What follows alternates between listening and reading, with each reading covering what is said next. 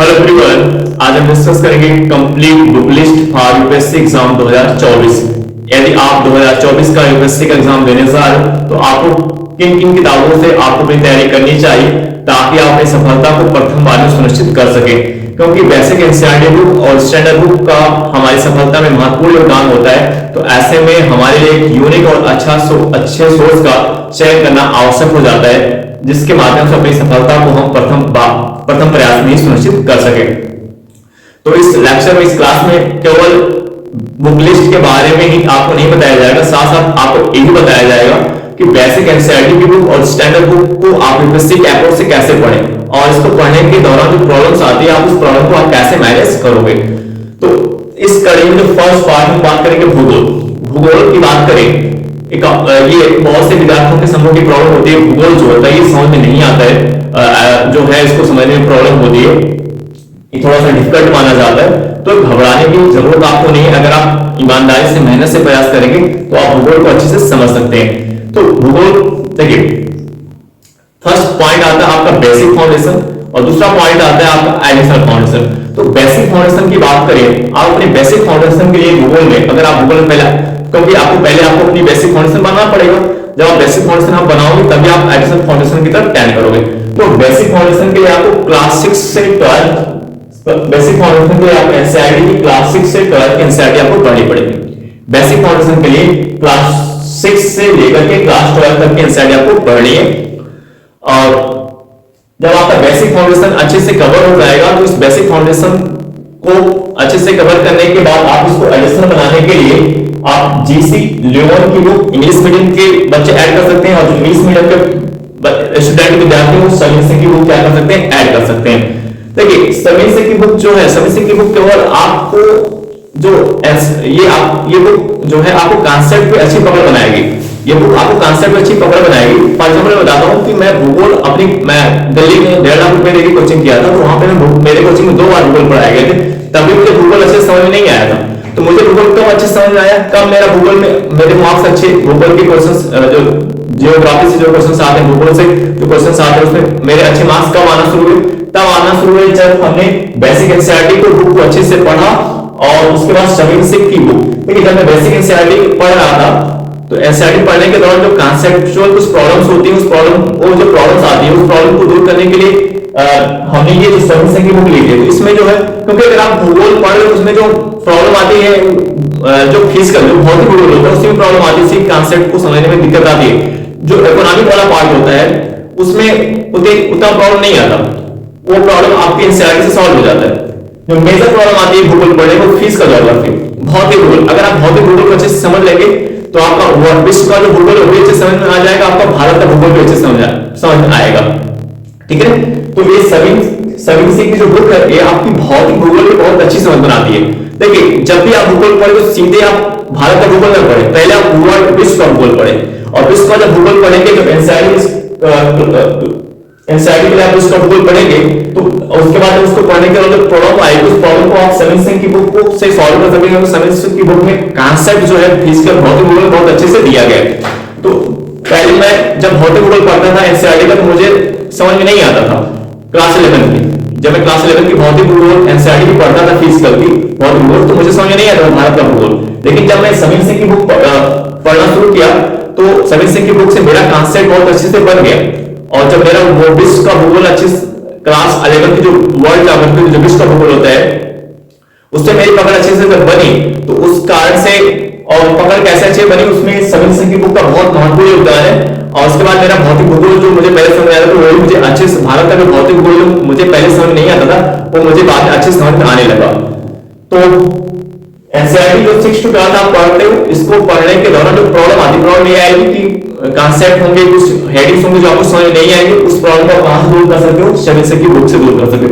और जो प्रॉब्लम्स आती है इकोनॉमिक वाले पार्ट में नहीं आता, जो अर्थव्यवस्था का पार्ट है, जो आर्थिक भूगोल वाला पार्ट है, जो आर्थिक भूगोल वाला पार्ट से प्रॉब्लम नहीं आता, वो आपको समझ आ जाता है। जो प्रॉब्लम आती है आपको फिजिकल भौतिक भूगोल में प्रॉब्लम आती है, और उस प्रॉब्लम को दूर करने के लिए कौन सी बुक है, समीर सिंह की बुक, बहुत अच्छे से इसमें कवर किया गया है। ठीक है, तो आपको क्या बताया गया, भूगोल के लिए आप क्लास 6 to 12 एनसीईआरटी पढ़ लिए। आफ्टर दैट एनसीईआरटी को पढ़ने के दौरान जो प्रॉब्लम्स आएगी आप उस प्रॉब्लम को किसके माध्यम से मैनेज कर सकते हो, समीर सिंह की बुक के माध्यम से मैनेज कर सकते हो। समीर सिंह की बुक में अच्छे से दिया गया और हमने समीर सिंह की बुक जब अच्छे से पढ़ी तभी मेरा भूगोल अच्छे से पकड़ बना।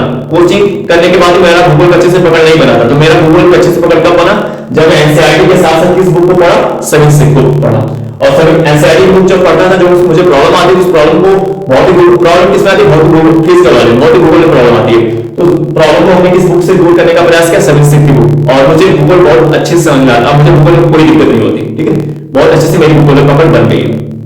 और अगर भूगोल से स्टडी का 10 क्वेश्चन आ रहे तो मेरे 8 क्वेश्चन सही हो जाते हैं।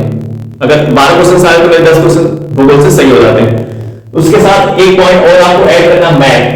मैथ के लिए आपको ये एटलस जो होता है, क्योंकि आपको पता है कि आप भूगोल पढ़ रहे हो, आप मैथ जो है भूगोल में एक इंपॉर्टेंट रोल प्ले करता है। बिना मैथ के आप भूगोल को अच्छे से समझ नहीं सकते हो। आप भूगोल अपनी अच्छी समझ अच्छी पकड़ बनाना चाहते हो तो आपको मैथ अच्छे से पढ़ना पड़ेगा, साथ साथ आपको मैथ का भी प्रैक्टिस करना पड़ेगा। ठीक है, तो ये इतने सोर्स जो है आपको भूगोल के लिए पढ़ने हैं। ठीक है, इसमें से आपको चाहे ये बोलो चाहे ये जो है ये इंग्लिश मीडियम के लिए होता है और हिंदी मीडियम के लिए वो इस बुक को पढ़ेंगे, समीर सिंह की बुक। ठीक है, अब एक पॉइंट आपको एक ध्यान देना है, आप इसे भूगोल पढ़ लो। सभी लोग के पास सेम बुक होती है, सेम एनसीईआरटी होती है, सब पढ़ते हैं, लेकिन मैथ फर्क किससे पड़ता है, फर्क ये पड़ता है क्या आप उस बुक को यूपीएससी के अप्रोच से पढ़ और नहीं पढ़, क्या आप उस बुक को यूपीएससी की जो डिमांड होती है, क्या उस डिमांड के अप्रोच से आप उस बुक को पढ़ और नहीं पढ़। तो आपको केवल इस बुक को पढ़ना नहीं है, साथ ही साथ आपको ये प्रयास करना है कि आप इस बुक को यूपीएससी के अप्रोच, यूपीएससी की जो डिमांड होती है उसकी उस अप्रोच से आपको पढ़ना, और यूपीएससी के अप्रोच से, यूपीएससी की जो डिमांड होती है उस अप्रोच से आप बुक को कब पढ़ पाओगे, जब आप प्रीवियस क्वेश्चन पेपर को अच्छे से उसका एनालिसिस करोगे और बार-बार आप प्रीवियस क्वेश्चन पेपर सॉल्व करोगे और साथ ही साथ सिलेबस का भी आप अच्छे से समझने का प्रयास करोगे।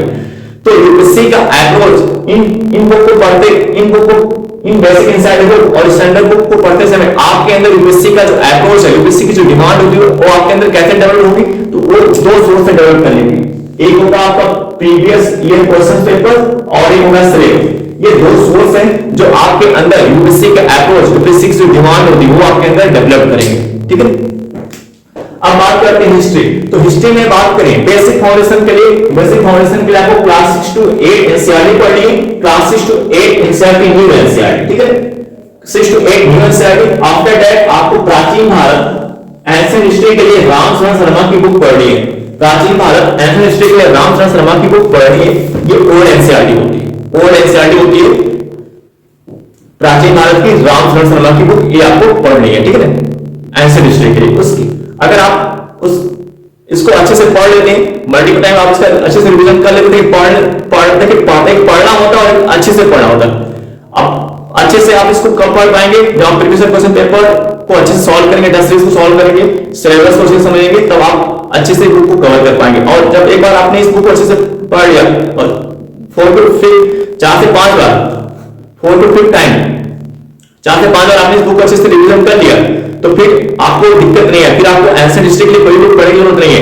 हाँ, इसको दो सोर्स से ऐड करना है, प्रीवियस क्वेश्चन पेपर से इस बुक को ऐड करना है और टेस्ट सीरीज से। इस बुक को पढ़ने के साथ साथ आपको इस प्रीवियस क्वेश्चन पेपर को बार-बार सॉल्व करना है और टेस्ट सीरीज को सॉल्व करना है। तो इस बुक को अगर आप दो सोर्स प्रीवियस क्वेश्चन पेपर और टेस्ट सीरीज से ऐड कर लेते हैं, फिर आपको इस बुक में पढ़ने, फिर आपको प्राचीन भारत एंशिएंट हिस्ट्री के लिए आपको कोई बुक पढ़ने की जरूरत नहीं है। ये रामचरण शर्मा की बुक्स है एंशिएंट हिस्ट्री की, प्राचीन भारत की ओल्ड एनसीईआरटी बुक। ठीक है, उसके बाद फिर जो दूसरा पार्ट इसमें मध्यकालीन भारत, मध्यकालीन भारत के लिए आपको ओल्ड एनसीईआरटी सतीश चंद्र की बुक पढ़नी है।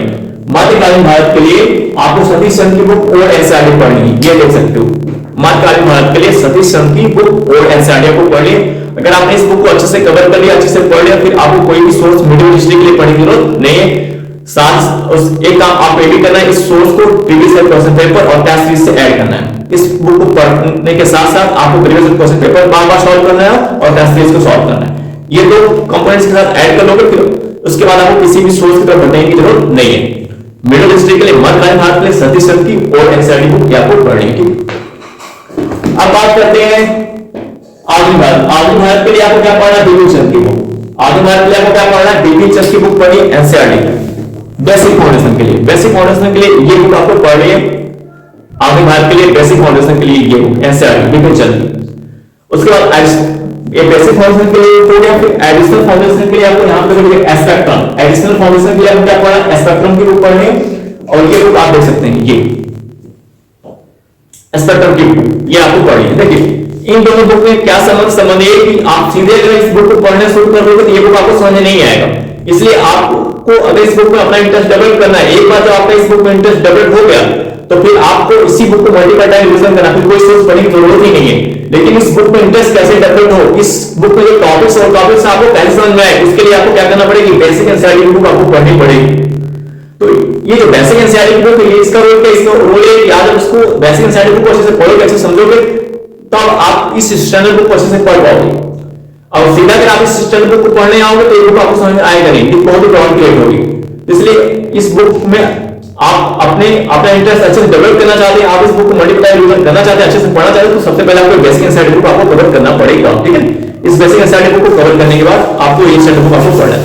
और एक बार जब आपने इस स्टैंडर्ड बुक को अच्छी समझ बना ली, इसमें आपका इंटरेस्ट डेवलप हो गया, फिर आप यही सोर्स पढ़ो, कुछ जरूरी नहीं है, इसका जो कंपोनेंट सब इसी में कवर हो जाता है। तो इसी को फिर ये सिंगल सोर्स आपका हो जाएगा। मल्टीपल टाइम आपको केवल इसी का रिवीजन करना, आप खुद जान जाओगे कि आप खुद को एक पॉइंट आपको खुद रियलाइज हो जाएगा कि नहीं, अब केवल मॉर्निस्टिकली को लेके बुक पढ़नी है, मल्टीपल टाइम्स का रिवीजन करना है। लेकिन स्टार्टिंग में अगर आप तैयारी शुरू करने जा रहे हो तो ये आपको बेसिक फाउंडेशन के लिए बुक आपको पढ़नी है समझ बनाने की, उसके बाद ये सफिशिएंट होता है। ठीक है, तो इसमें कैसे इंटरेस्ट डेवलप होगा ये हमें आपको पता है। ठीक है, आगे बात हो गया। अब इकोनॉमिक्स की बात करें, इकोनॉमिक्स के लिए क्लास 11 और क्लास 12 की एनसीईआरटी पढ़नी है। इकोनॉमिक्स के लिए क्लास 11 और क्लास 12 की न्यू एनसीईआरटी पढ़नी है। तो एक आप देख सकते हैं क्लास 11 की इकोनॉमिक्स की भारतीय अर्थव्यवस्था का विकास। ठीक, और इसको थोड़ा सा एडिशनल बनाने के लिए ये तो बेसिक फाउंडेशन के लिए आपको क्लास 11 और क्लास 12 की एनसीईआरटी पढ़नी है। और एडिशनल फाउंडेशन के लिए आपको क्या पढ़ना है, रमेश सिंह की बुक पढ़नी है। एडिशनल फाउंडेशन के लिए आपको क्या पढ़ना है, रमेश सिंह की बुक पढ़नी, बहुत अच्छी बुक होती है।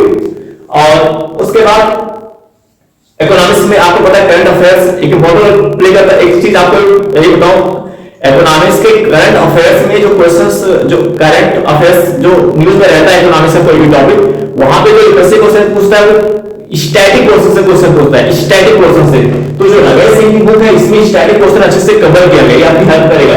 और साथ साथ जो करंट अफेयर्स पढ़ो उसमें भी कुछ स्टैटिक क्वेश्चन, जैसे बिजनेस की बैंकिंग पढ़ो तो उसमें स्टैटिक क्वेश्चन अच्छे से कवर किया रहता है। तो करंट अफेयर्स से जो आपको स्टैटिक क्वेश्चन आपको पढ़ने को मिलेगा और इस रमेश सिंह की बुक से जो स्टैटिक क्वेश्चन पढ़ने को मिलेगा, इससे आपकी प्रिपरेशन और आप अच्छे से अपनी इकोनॉमिक्स की पकड़ बना पाओगे। अगर आप क्लास 11 12 के एनसीईआरटी अच्छे से पढ़ाओ, रमेश सिंह की बुक अच्छे से पढ़ाओ, करंट अफेयर, और इसके साथ ही साथ जो आता है इकोनॉमिक सर्वे, जो एग्जाम के 2-3 महीने पहले आता है इकोनॉमिक सर्वे और बजट, उसको आपने अच्छे से रिवाइज कर लिया, तो अगर इकोनॉमिक्स में आपसे अगर 15 क्वेश्चन आ रहे हैं तो आप 12 से 13 क्वेश्चन आप बना के आओगे। ठीक है, देखिए शुरू में जब प्रिंटेड नोट्स और क्लास नोट्स करके देता था तो मेरा जो इकोनॉमिक्स में 15 में से केवल 5-6 क्वेश्चन सही हो पाते थे। लेकिन जब हमने ये बेसिक एनसीईआरटी और ये रमेश सिंह की बुक और करंट अफेयर्स और बजट और इकोनॉमिक सर्वे को अच्छे से पढ़ा, मल्टीपल टाइम रिवीजन किया और रमेश सिंह की बुक के माध्यम से अपनी स्टैटिक क्वेश्चन पे हमने अच्छी पकड़ बनाई। हमने स्टैटिक क्वेश्चन पे अपनी अच्छी पकड़ बनाने के लिए एक बुक ये भी पढ़ा था जो एस एन लाल की बुक है। ये प्री की अप्रोच से बहुत इंपॉर्टेंट होता है, बहुत ही अच्छे से समझाया गया है। हमने जो है ये जो रमेश सिंह की बुक है और जो एस एन लाल की बुक, ये दोनों को पढ़ करके हमने 20 से 25 कोने में नोट्स बना लिए थे। उसके बाद फिर 3 अटेम्प्ट तक तो जो मैं अपना 3 अटेम्प्ट दिया था वो प्रिंटेड नोट्स और क्लास नोट्स पढ़ते हुए दिया था, तो मेरा 15 में इकोनॉमिक्स को 5 से 6 क्वेश्चन सही हो पाते। लेकिन बाद के जो हमने 3 अटेम्प्ट दिए उसमें 3 अटेम्प्ट में हमने इस रमेश सिंह की बुक और ये एसएनआर की बुक को पढ़ करके 20 से 25 पन्ने की अपनी नोट्स अच्छे से बना ली थी। मेरा जो स्टैटिक क्वेश्चन में पकड़ अच्छे से पड़ गया था इन दोनों बुक को पढ़ने के बाद, हमने 20 से 25 पन्ने में अपना शॉर्ट नोट्स को पढ़ करके बना लिया दोनों बुक को पढ़ करके। इसका फायदा क्या हुआ मुझे, फिर मुझे कभी इकोनॉमिक्स में कोई बुक पढ़ने की जरूरत नहीं पड़ी। और अगर 15 क्वेश्चन इकोनॉमिक्स में लास्ट 3 अटेम्प्ट में इकोनॉमिक्स में अगर 15 क्वेश्चन पूछे गए 2020 के एग्जाम में, तो मेरे अगर 15 क्वेश्चन इकोनॉमिक्स पूछे गए तो मेरे उसमें से 12 से 13 क्वेश्चन सही हो जाते थे। लेकिन कब, जब मैं बेसिक एनसीईआरटी बुक और स्टैंडर्ड बुक को इन दोनों बुक को अच्छे से कवर किया तो मेरे 15 में से कितने क्वेश्चन सही हो जाते थे, 12 से 13 क्वेश्चन सही हो जाते थे।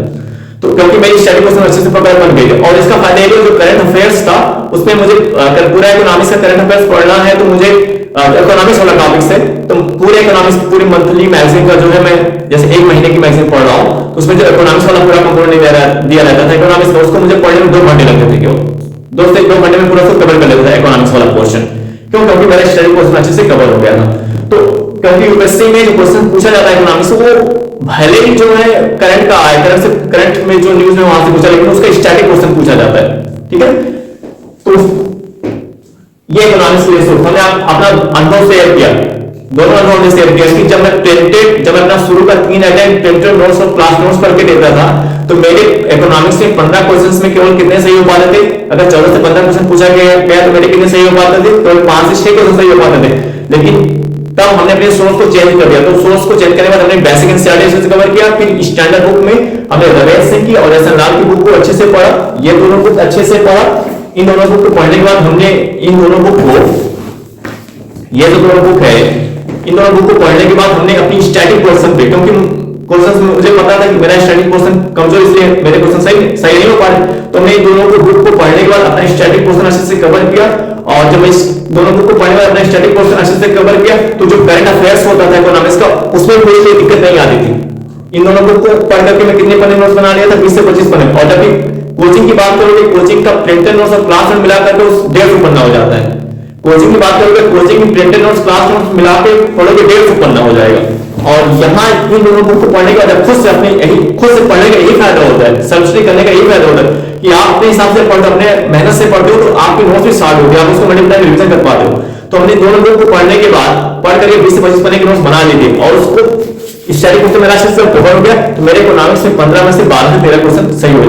तीनों अटेम्प्ट, लास्ट के 3 अटेम्प्ट हमने दिए, 2021 का, 2022 का, 2023 का, उसमें 15 क्वेश्चन अगर इकोनॉमिक्स से आए तो मेरे 12 से 13 क्वेश्चन सही हो जाते थे। ठीक है, तो स्टैंडर्ड बुक एडिशनल के लिए आप रमेश सिंह की स्टैंडर्ड बुक पढ़नी है, एस.एन. लाल की पढ़ सकते हो, आपके ऊपर है।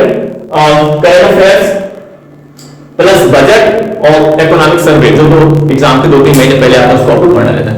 तो इकोनॉमिक्स हो गया। अब पॉलिटी के लिए बात करें तो पॉलिटी के लिए आपको पता है, बेसिक के लिए आपको एनसीईआरटी पढ़नी है, बेसिक फाउंडेशन के लिए वहां भी आपको बेसिक फाउंडेशन के लिए ये बुक पढ़नी है,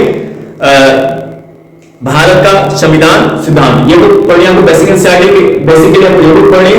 और एडिशनल फाउंडेशन के लिए आपको ये बुक पढ़नी है, एडिशनल फाउंडेशन के लिए ये जो है, ये बहुत अच्छी बुक है। आप इस बुक को सीधा पढ़ समझ नहीं आएगा, इसलिए आपको पहले आपको क्या है, बेसिक एनसीईआरटी बुक पढ़नी है। हाँ, अगर आपका लेवल पॉलिटिक्स 0 लेवल, आपको शब्द जैसे विविधता है, कुछ जो कीवर्ड्स होते हैं वो आपको समझ में नहीं आता, समाजवाद क्या है, विविधता क्या हो, ये नहीं आपको सब पे आपके अच्छे से पकड़ नहीं, तो इसके लिए आपको पॉलिटी के लिए 6 से 12 एनसीईआरटी आपको पहले पढ़नी है। पॉलिटी के लिए 6 to 12 एनसीईआरटी को आपको अच्छे से पढ़नी है। उसके बाद 6 to 12, तो अभी अगर आप पहले शुरू करने जा रहे हो तो आपको 6 to 12 पॉलिटी एनसीईआरटी अच्छे से कवर करनी है। आफ्टर दैट जब अच्छे से आपका बेसिक फाउंडेशन बन जाएगा तो केवल ये पढ़ना है, ये 11 की एनसीईआरटी लिए आपको पढ़नी होगी, और ये एम लक्ष्मीकांत की बुक। ठीक है, तो आप अगर सीधे एम लक्ष्मीकांत की बुक पे आ जाओगे, सीधे एम लक्ष्मीकांत की बुक आपको समझ में नहीं आएगा। तो इसलिए आपको क्या करना है, बेसिक एनसीईआरटी क्लास 6 to 12 तक आपको अच्छे से कवर करना। उसको पढ़ने से आपको जो स्टोरी होती है और उसमें कीवर्ड दिए रहते हैं, जो शब्द रहते हैं, उस कीवर्ड्स पे आपकी पकड़ बन जाती है। और जब वही कीवर्ड इस बुक में कहीं आएगा तो कीवर्ड समझने में आपको दिक्कत नहीं आएगी, क्योंकि उसमें से विविधता, डायवर्सिटी इन इंडिया, भारत में विविधता। अब भारत में विविधता एक शब्द है, एक शब्द को उस एक चैप्टर के माध्यम से पॉलिटिक एनसीईआरटी में से समझाया गया है। ठीक है, तो इसलिए आप सीधे इस बुक पे ना एम लक्ष्मीकांत की बुक पढ़ने के लिए आपको पहले 6 to 12 एनसीईआरटी आपको बुक पढ़नी है, तब और एक क्लास एनसीईआरटी कवर करनी, तब जाकर आपको इस बुक को पढ़ना। और इतना काम करने के बाद जब अपना बेसिक फाउंडेशन कवर करने के बाद, मजबूत करने के बाद जब आप इस बुक को पढ़ने आओगे तो ये बुक आपको अच्छे से समझ में आएगा, आपका तब इस बुक में इंटरेस्ट डेवलप हो पाएगा। और जब आप एक बार इस बुक में इंटरेस्ट डेवलप हो जाएगा तो फिर आपको इकोनॉमिक पॉलिटी के लिए कहीं पढ़ने की जरूरत नहीं। और एक पॉइंट ऐसा आएगा तो जो एनसीईआरटी आप सुबह पढ़ लेंगे, कोई एनसीईआरटी आपको पढ़ने की जरूरत नहीं पड़ेगी, तो यही बुक आप मल्टीपल टाइम रिवीजन करोगे। इस बुक में देखिए जो बेसिक एनसीईआरटी 6 to 12 और ये बताई जाती है केवल इस कारण से ताकि आपका बेसिक फाउंडेशन अच्छे से कवर हो, जब अच्छे से कवर होगा तभी आपके इस बुक में इंटरेस्ट डेवलप हो पाएगा, तभी आप इस बुक को अच्छे से पढ़ पाओगे, तभी आप इस बुक को अच्छे से रिवीजन कर पाओगे। इसलिए यही बेसिक एनसीईआरटी का रूल होता है। और जब अच्छे से कवर हो जाएगा तब फिर आपको खुद रियलाइज होगा कि नहीं अब यही बुक पढ़ने। 2022 के में पॉलिटी में 10 क्वेश्चन आए थे और मेरे 10 के 200 क्वेश्चन सही थे। पॉलिटी में 2022 में पॉलिटी के 10 क्वेश्चन आए थे और 10 में मेरे 10 के 200 क्वेश्चन सही थे। क्या सोर्स था? यही सोर्स था, यही सोर्स था। ये एक ऐसी बुक है, इस बुक पे एक बार आपने अपना इंटरेस्ट डेवलप कर लिया और मल्टीपल टाइम आपने इस बुक को अच्छे से रिवीजन कर लिया, तो अगर पॉलिटी में 15 क्वेश्चन आ रहे हैं तो 12-14 क्वेश्चन बना के आओगे, संभावना का 15 का 15 ही बना के आओ। इस बार 10 क्वेश्चन पॉलिटी के आए, मेरे 10 के 10 क्वेश्चन पॉलिटी के सही 2022 का जो एग्जाम हुआ था। ये इतनी अच्छी बुक है, लेकिन प्रॉब्लम जानते क्या होती है? बहुत सारे 80% विद्यार्थियों की इस बुक में इंटरेस्ट ही डेवलप हो पाता है। और कारण क्या है इंटरेस्ट ना डेवलप होने का? कारण ये उनकी बेसिक एनसीईआरटी पे पकड़ ही अच्छी नहीं होती। तो बेसिक एनसीईआरटी का रूल क्या है? बेसिक एनसीईआरटी का रूल ये है, आप अगर उसको अच्छे समझोगे, अच्छे समझने का प्रयास करोगे, तभी आपका इस बुक में इंटरेस्ट डेवलप हो पाएगा। और जब आपके इस बुक में इंटरेस्ट अच्छे से डेवलप हो पाएगा, तभी आप इस बुक को मल्टीपल टाइम अच्छे से रिवीजन कर पाओगे। ठीक है, अब बात करते हैं पॉलिटिकल और साइंस की बात करते हैं। साइंस के लिए आपको क्लास 9 और 10 की एनसीईआरटी, न्यू एनसीईआरटी पढ़नी है। साइंस के लिए क्लास 9 और 10 की न्यू एनसीईआरटी पढ़नी है, और उसको थोड़ा सा एडिशनल बनाने के लिए आप लूसेंट की बुक पढ़ सकते हो। लूसेंट की बुक पढ़ सकते हो, या अगर लूसेंट नहीं पढ़ना चाहते हो तो घटना चक्र की ऑब्जेक्टिव आती है, घटना चक्र की जो प्रीवियस के लेवल पढ़ते हैं वो इंपॉर्टेंट होता है। आप 2020 हमने 2020 2021 2022 के पेपर एनालिसिस किया, तो घटना चक्र की बुक से जो प्रीवियस क्वेश्चन पेपर है उसमें कई स्टेट में जो कई राज्यों में जो यूपी पीसीएस एग्जाम होता है वहां पे जो क्वेश्चन पूछे जाते हैं उसी का कंपैरिजन दिया जाता है। सीधे सीधे प्रीवियस क्वेश्चन से जो स्टैटिक क्वेश्चन का क्वेश्चन आया था साइंस में, स्टैटिक क्वेश्चन वाला सीधे उसी घटना चक्र की बुक से आ गए थे।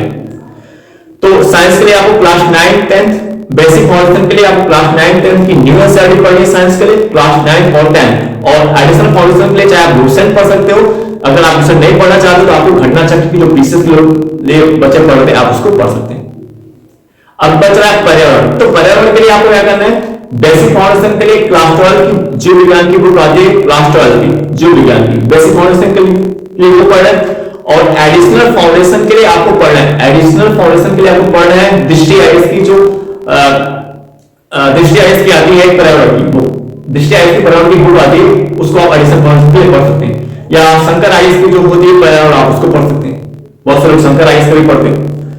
तो चाहे आप शंकर आईएएस बेसिक के लिए आपको क्लास 12 की एनसीईआरटी आपको पढ़नी है पर्यावरण की, जीव विज्ञान की, और एडिशनल फाउंडेशन की चाहे आप शंकर आईएएस की बुक पढ़ सकते हैं या चाहे आप दृष्टि आईएएस की बुक पढ़ सकते हैं। ठीक है, तो ये पर्यावरण के लिए हो और साइंस के। अब इसमें कुछ छोटे पार्ट होते हैं, जैसे मेंस एग्जामिनेशन, जैसे आंतरिक सुरक्षा हो गया, आपदा प्रबंधन हो गया, अंतरराष्ट्रीय संबंध हो गया। अब आप और सोसाइटी के क्वेश्चन होते हैं। देखिए आप इसको अब आप बुक पढ़, अब इसके लिए आप बुक मत पढ़ें कि आप बुक पढ़ने जा रहे हो, अलग एक बुक लेके पढ़ रहे हो, एक क्वेश्चन 2 क्वेश्चन यहां से आएगा, बुक कितना टाइम लोगे? आप ही देखो, 1-2 क्वेश्चन वहां से आने वाला, छोटे टॉपिक, एक क्वेश्चन 2 क्वेश्चन आएगा, उसके लिए आप एक बुक बहुत मोटी मोटी बुक पढ़ो, उससे कोई फायदा नहीं होगा। और अधिकांश टॉपर्स को अगर आपने सुना होगा, अधिकांश टॉपर्स ने भी आपको यही सलाह देते हैं, क्योंकि उनका एक अनुभव होता है उस एग्जाम को लेकर के। और जब आप शुरू में तैयारी करने जाते हो तो आपको अनुभव रहता नहीं, इसलिए आपको लगता है सब कुछ सभी टॉपिक की सभी बुक पढ़नी। लेकिन एक पॉइंट में जब आपका धीरे जब आप मेहनत करते जाते हो और आपका इस एग्जाम में अनुभव बढ़ता जाता है, तो एक पॉइंट पे आप आ जाते हो, आपको खुद रियलाइज होगा कि नहीं, जो छोटे कंपोनेंट्स हैं, आपदा प्रबंधन हो गया, जो अंतरराष्ट्रीय संबंध हो गया, और जो अंतरराष्ट्रीय संबंध, आपदा प्रबंधन और आंतरिक सुरक्षा, इसके लिए आपको कोई विशेष बुक पढ़ने की जरूरत नहीं है। केवल क्या करंट अफेयर्स, जो 1.5 साल के जो करंट अफेयर्स आप पढ़ते हो, इससे 1.5 साल का, उसी करंट अफेयर को अच्छे से प्रिपेयर करना, उसको अच्छे से तैयार करना है। और फिर विजन आईएएस का जो मेंस 365 आता है, आंतरिक सुरक्षा पे भी आता है, अंतरराष्ट्रीय संबंध पे भी आता है, उससे वो आपको ऐड कर लेना है। इन छोटे टॉपिक्स के लिए आपको कोई अलग बुक पढ़ने की जरूरत नहीं है। करंट अफेयर्स 1.5 साल का अच्छे से प्रिपेयर कर लेना है, और जो विजन आईएएस के मेंस 365 आते हैं, आप इन छोटे सेक्शन के लिए आप उसको ले सकते हो, उसको अच्छे से पढ़ सकते हो। तो ये हो गया। और जो इसमें एथिक्स का होता है, एथिक्स के लिए देखिए, एथिक्स कोई, अगर एथिक्स को आप देखें तो आपको लगता होगा कि एक अलग सब्जेक्ट नहीं है, एथिक्स नहीं, जो ये जीएस जो बेसिक एनसीईआरटी, जो सभी सब्जेक्ट जो बेसिक एनसीईआरटी आप पढ़ते हो, जो स्टैंडर्ड बुक आप पढ़ते हो, इन सबसे जो आपका एक जो थॉट प्रोसेस डेवलप, जो आप एक आपके अंदर एक जो विचार, जो थॉट प्रोसेस डेवलप होता है, जो आपकी समझ बनती है, इंटीग्रेट, इनको जब आप कनेक्ट करके पढ़ते हो, कनेक्ट कर पाते हो दूसरे से, तो समझ लीजिए आधा काम तो एथिक्स का आपका यही से हो जाता है। एथिक्स के लिए आप कोई भी एक, चाहे किसी की प्रिंटेड नोट्स पढ़ सकते हो, चाहे दृष्टि आईएएस की जो क्लास नोट्स होती है एथिक्स की वो पढ़ सकते हो, या फिर एक टेक्स्ट बुक, आप केवल सिंगल बुक आपको पढ़ रहे हैं। और देखिए एथिक्स कोई अलग नहीं है कि अलग से कुछ है, एथिक्स जो आप चीजें पढ़ोगे, जो आपके सिलेबस में है, जो जीएस से सभी खंड है, जो आप पॉलिटी पढ़ रहे हो, जो आप इकोनॉमिक्स पढ़ रहे हो, जो आप पर्यावरण पढ़ लो, जो आप हिस्ट्री पढ़ लो, यहाँ से जो एक आपकी थॉट प्रोसेस डेवलप होगा, जो आपका एक विचार बनेगा, जो आपके अंदर एक थॉट प्रोसेस डेवलप होगा यहाँ से पढ़ने के बाद, तो इंटीग्रल जो आप इन सब्जेक्ट को जब आप कनेक्ट करके पढ़ पाओगे, आपस में लिंक करके पढ़ पाओगे, तो एथिक्स में आपको प्रॉब्लम नहीं आएगी। बहुत सारे टॉपर्स ने एथिक्स को एक हफ्ते जो है 6 से 10 महीने की नोट्स बनाई है, उसी को पढ़ करके उन्होंने दिया है। अब बहुत से ऐसे टॉपर साइंस में जाएंगे जिन्होंने एथिक्स के लिए किताब भी नहीं पढ़ी है, जिन्होंने एथिक्स के लिए किताब भी नहीं पढ़ी, फिर भी एथिक्स में अच्छे नंबर आए हैं। तो अगर आप एथिक्स को अलग सब्जेक्ट के रूप में देखोगे तो आप उसमें अच्छा नहीं कर पाओगे। एथिक्स कोई अलग सब्जेक्ट नहीं है। एथिक्स जो पूरा जीएस जो आपका सिलेबस है, अगर आप उसी को अच्छे से पढ़ लो, अच्छे से अपनी आप समझ बना लो, फिर आपको एथिक्स को अलग से पढ़ने की कोई बुक जरूरत ही नहीं पड़ेगी। अगर आप पढ़ना चाहते हो तो एक सिंगल बुक ऐड कर सकते हो। और क्योंकि अभी आप तैयारी शुरू करने जा रहे होगे या अभी आपने तैयारी शुरू की है, तो आपके अंदर एक कंफ्यूजन रहता है कि एथिक्स के लिए कई बुक पढ़नी है, अलग से बुक पढ़नी है, उसको अलग से तैयार करना है। ऐसा कुछ नहीं। जब आपकी जीएस के जो सभी खंड है, जो जीएस के सभी सेक्शंस है, उस जीएस के सभी क्वेश्चन आपकी पकड़ से बन जाएगी, तो एथिक्स में आपको प्रॉब्लम नहीं आएगी, आप एथिक्स में भी एक्सेप्ट कर पाओ। तो एथिक्स में आपको एक सिंगल बुक ऐड करना चाहते हो तो ऐड कर सकते हो, ठीक है। फाइनली केवल इन बुक को पढ़ना नहीं है, इन बुक को यूपीएससी के अप्रोच से पढ़ना है। यूपीएससी का डिमांड क्या है, यूपीएससी आपसे चाहती क्या है, उसका अप्रोच क्या है, वो किस अप्रोच से क्वेश्चन पूछती है, किस अप्रोच से क्वेश्चन पूछती है, वो अप्रोच आपको अपने अंदर डेवलप करना है। आप उसी अप्रोच से इन बुक को, इन बेसिक एनसीईआरटी बुक को, इन स्टैंडर्ड बुक को आप उसी अप्रोच से पढ़ रहे हैं। और ये अप्रोच आपके अंदर कब डेवलप हो पाएगा, जब आप प्रीवियस क्वेश्चन पेपर को आप मल्टीपल टाइम रिविजन करेंगे, बार बार सॉल्व करेंगे, और टेस्ट सिलेबस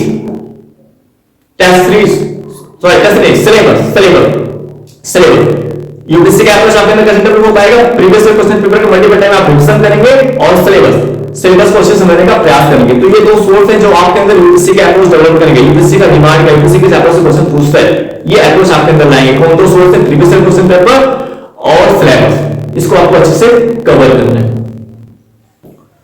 तो आई होप दैट ये वीडियो आपको समझ में आया होगा। अब हम आपसे नेक्स्ट वीडियो में मिलेंगे। Okay bye, thank you.